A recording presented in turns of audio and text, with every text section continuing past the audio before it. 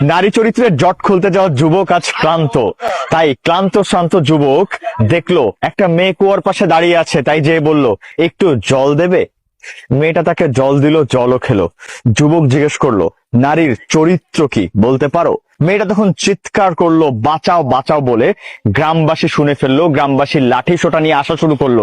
যুবক তখন বললো, প্লিজ এটা করো না, আমি ভেবেছিলাম তুমি একটা ভদ্র ঘরের মেয়ে, আমি তাই তোমাকে আস্থাভাজন মনে করে জিজ্ঞেস করেছিলাম নারী চরিত্রটা কেমন।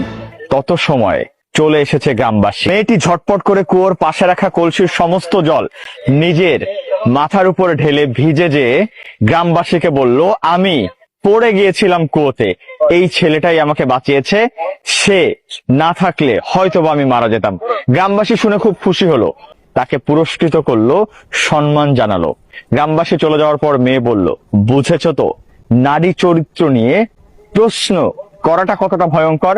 তুমি পুরুষ যখন প্রশ্ন করবে আমি নারী, আমার চরিত্র কি, তখন আমি হয়ে যাব কতটা ভয়ঙ্কর। কিন্তু যখন তুমি আমাকে দিবে একটু সম্মান, তখন আমি তোমার জন্য হয়ে যাব জীবন রক্ষাকারী নারী। আর এটাই নারী চরিত্র।